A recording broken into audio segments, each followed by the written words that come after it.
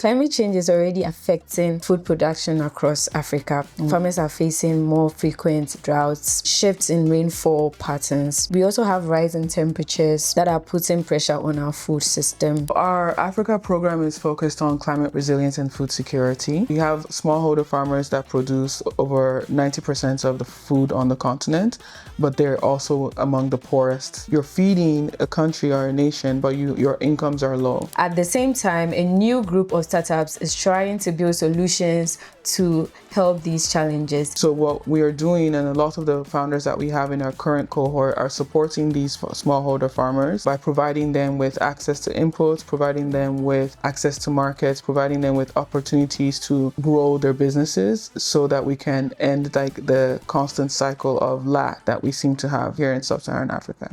That's interesting. So from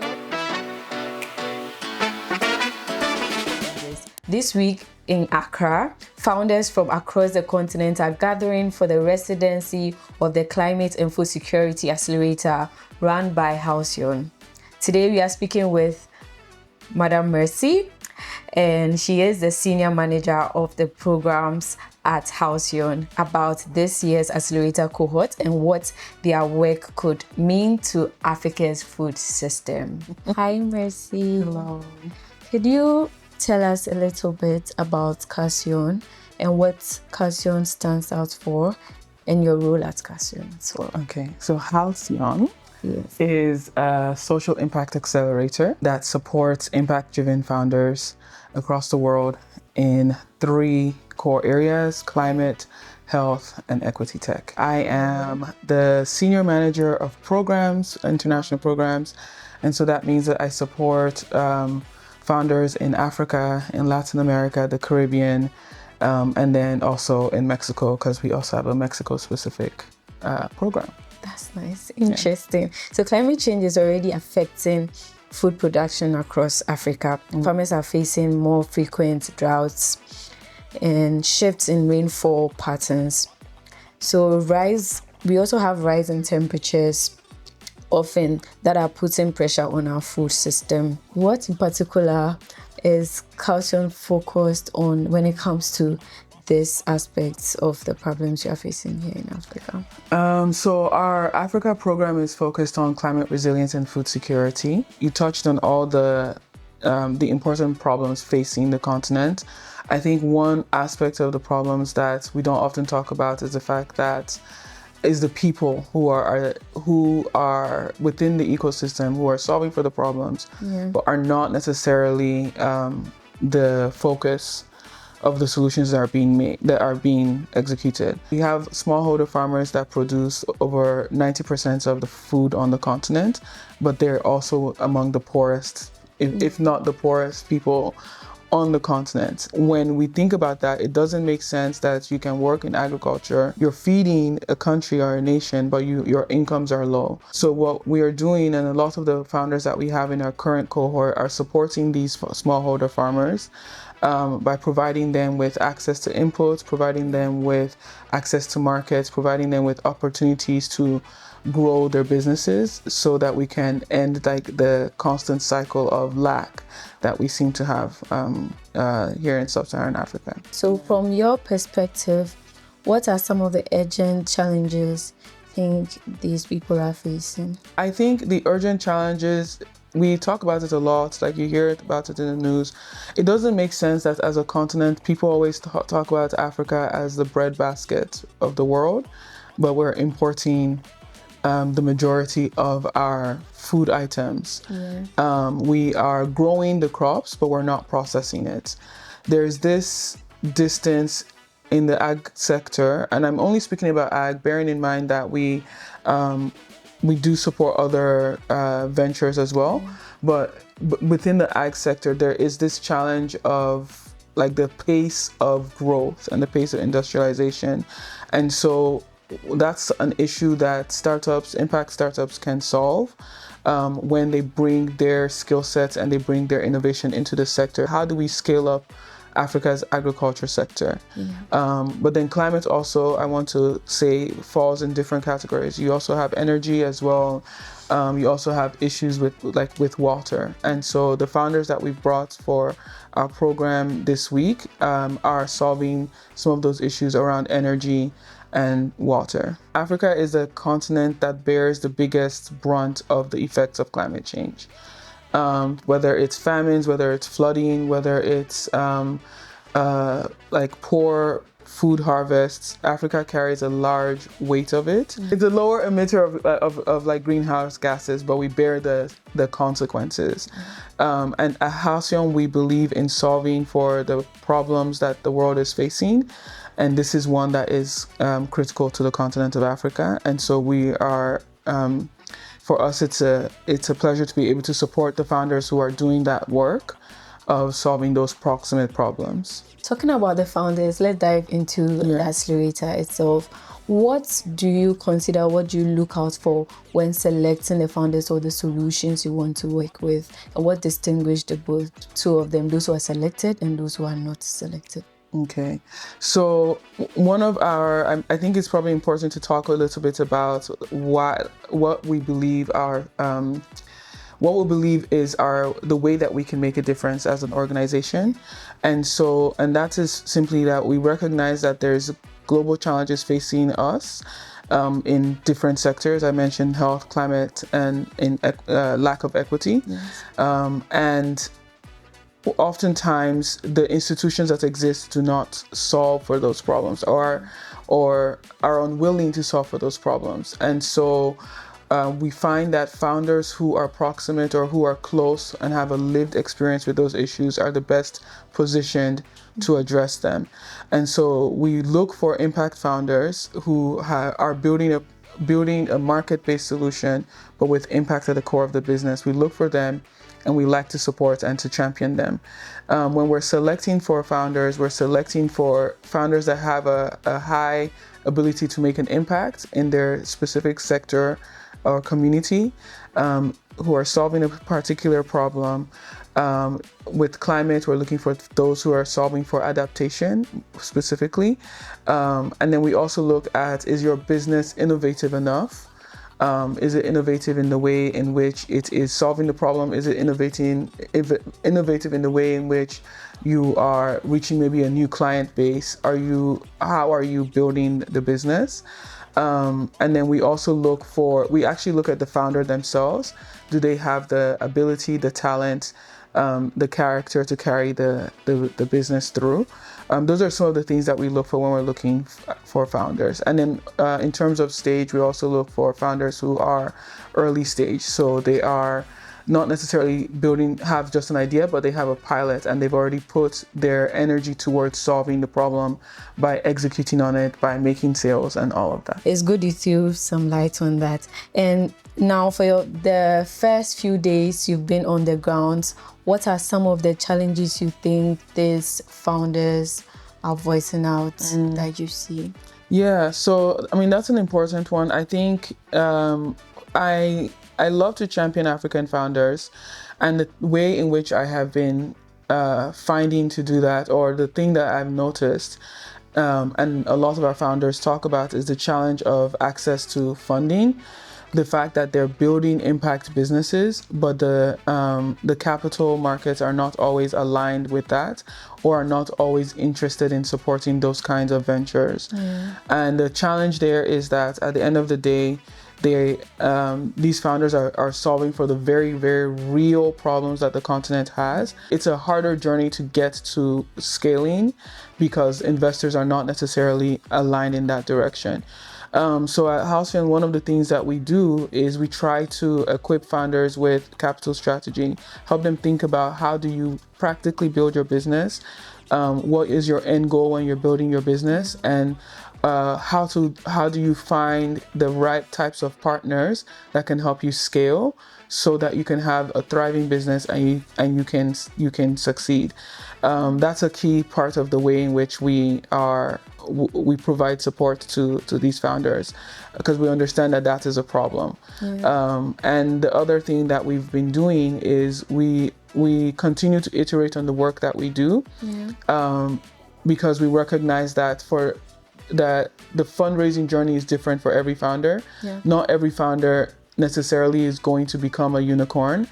I personally believe that I don't think Africa should be raising unicorns. We are such a big population. We need like the middle economic base, and we don't often have it. We don't have especially enough African-owned what's the word I'm looking for? Like, we need like the businesses that grow to the middle, not necessarily only unicorns, because then you're creating an economic gap in terms of like poverty and who has access and who doesn't. And so one thing we've been doing at Halcyon is thinking about what does that look like strategically, what makes sense, because you want founders who will actually be in business for a long time, not raise quickly and then fail quickly. So that's something that we've been working on at Halcyon. That's interesting. Before we dive more into the funding, because you just touched on that, I would like you to take us through some ranges of the startups, because as part of the selection, you spoke about innovating. So if the startup has an invention that is interesting or they are innovative, it also helps in selecting them. And I'm sure you agree with me that there are borders when it comes to that as well. So if you could touch on the methodology you use in addressing these unique challenges, I'd be grateful for that. Within our curriculum, we focus on 3 core things. We focus on capital strategy, which I mentioned. We focus on leadership, and we focus on product market fit. We believe that these 3 areas are areas that founders need to kind of grow through in order to be able to scale. So for example, with product market fit, you can be building a wonderful product, but if you haven't figured out who your audience is, who your target market is, you're not going to be able to get that. You're not going to be able to sell. It's not enough to only be building with grants. You need to be able to build with revenue. And so knowing who your ideal customer is crucially important. Leadership is another aspect of the curriculum that we focus on, and not because it's a nice to have, but because you need leaders who have an understanding of what is the impact that they're building. Are they thinking about measuring that impact? How are they looking at impact, not just from the good that they're doing, but the unintentional consequences of what they're building? So you need leaders who are thinking strategically and who are uniting their team in around the idea of building with impact and growing and scaling with impact. And so those are core areas of the curriculum that we offer. The other things that we do in terms of our methodology is we believe in the networking and the connections that founders have. So we work to make sure that we are connecting founders to, whether it's we like to use the word capital allocators, or whether it's advisory and experts. We make sure that we connect founders so that they have the resources that they need and the relationships, the social capital that they need in order to be able to scale their business. So accelerators are very common in the startup ecosystem, and I'm sure you know that. Yes, and we hear a lot of what happens after the accelerator program. So talking about long-term growth.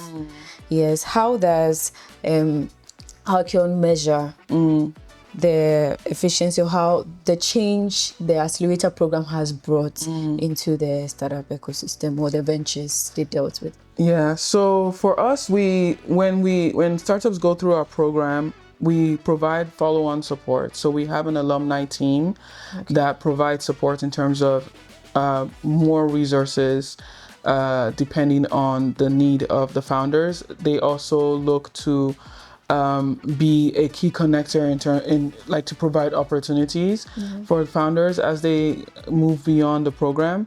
We also internally have measurements that we use. So we do surveys between 6 months, 12 months, and 24 months just to track the progress of our founders.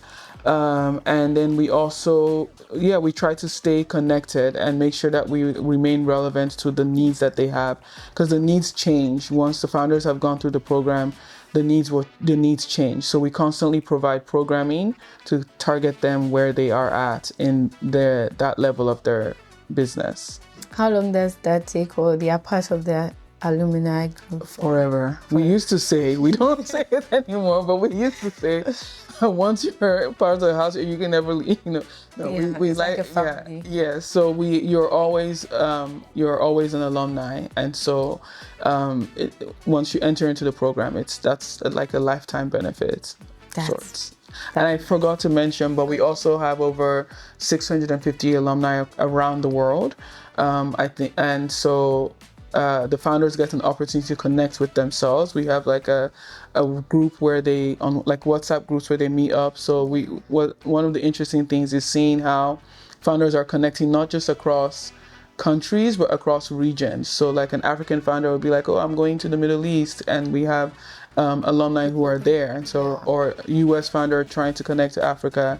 It really just the opportunities are boundless. Now to funding and investments, which is very vital when it comes to startups. African startups still receive a relatively small share of the capital, right? Why do you think this gap exists? This thing, for me, it's kind of frustrating. I think it's the same story that Africa faces in other sectors. Okay. I think right now there is more of a affinity towards fintech solutions, but at the same time, on a whole, the continent receives lower funding than other regions, and I think investors are a little bit risk adverse towards the continent. I think another challenge is that because the time to return on the investment is a lot longer for climate ventures than it is for like a fintech. I think a lot of funders are not necessarily excited by that. But I will say that it is imperative for us to fund climate businesses and climate startups, because these are foundational businesses. And by that, I mean that they're very crucial to the sector. The more time we delay in investing in this sector, the slower the pace of growth, and the greater the negative impact will be for the continent as a whole. So it's a problem in terms of funder willingness, I guess. But we need to figure out how to turn that around. Yeah, very, very important. Yeah.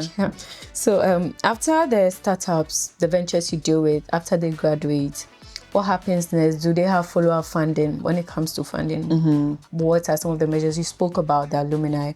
Do they have any follow-up funding that comes after the program? So when they go through the program, how do I mention this? So we have we connect them with investors within our networks, if they are fit for what the investors are looking for.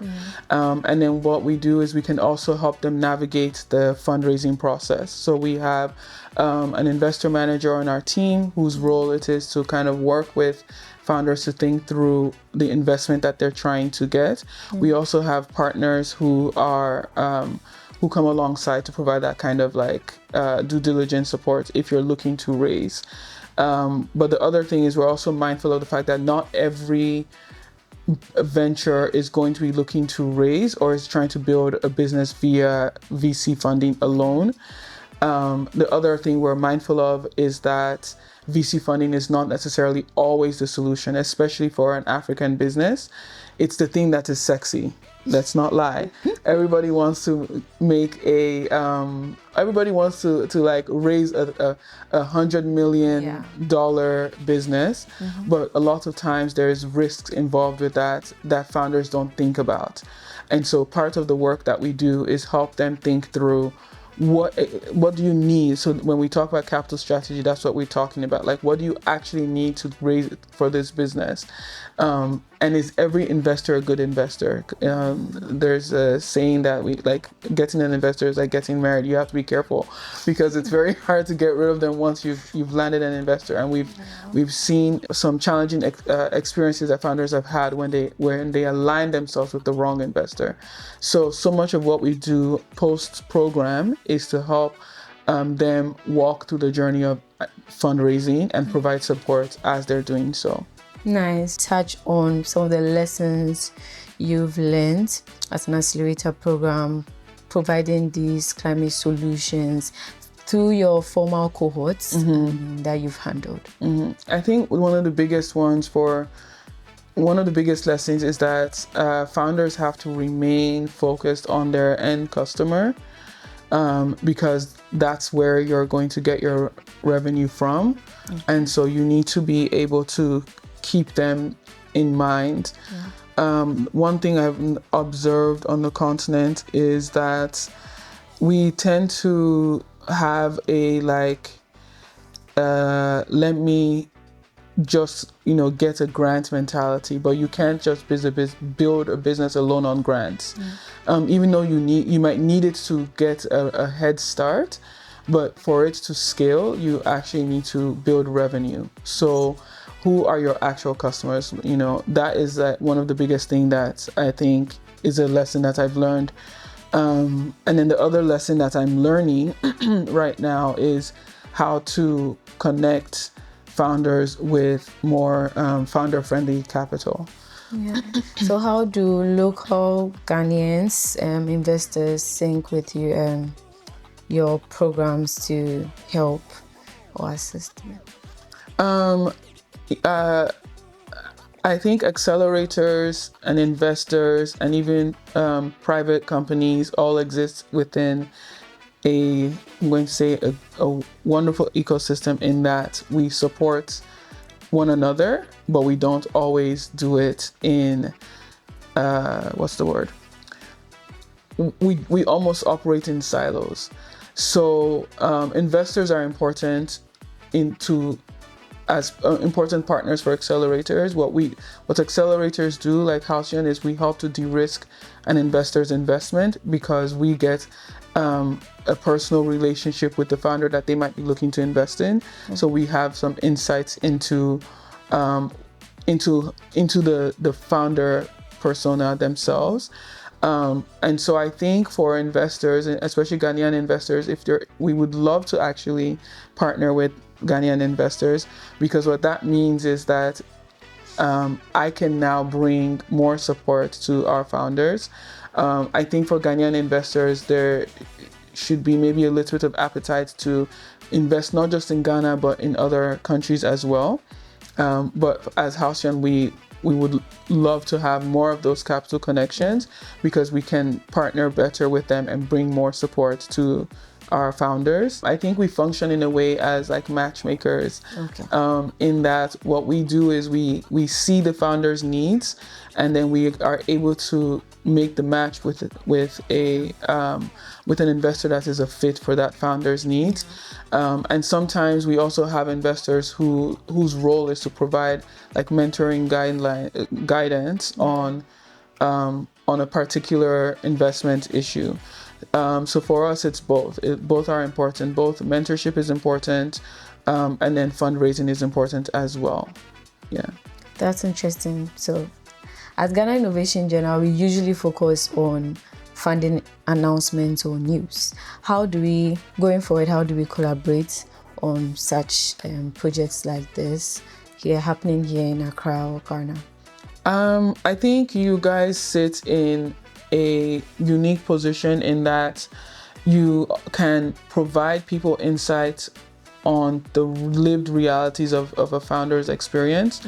And so as Halcyon, we would love to be able to connect you with our African founders who are building, to share the real challenges of what a founder's experience is like. And the other thing I would also mention is that we didn't really touch on this, but regulations and regulatory bodies are key stakeholder for founders.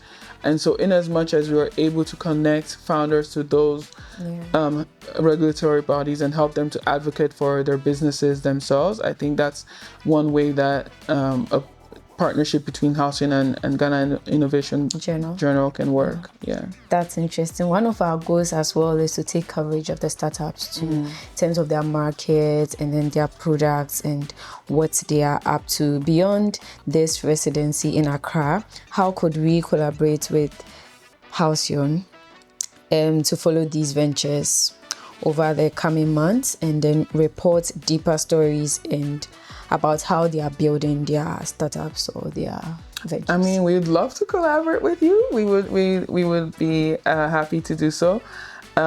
This current cohort is starting in Accra and is going to conclude in Nairobi in July.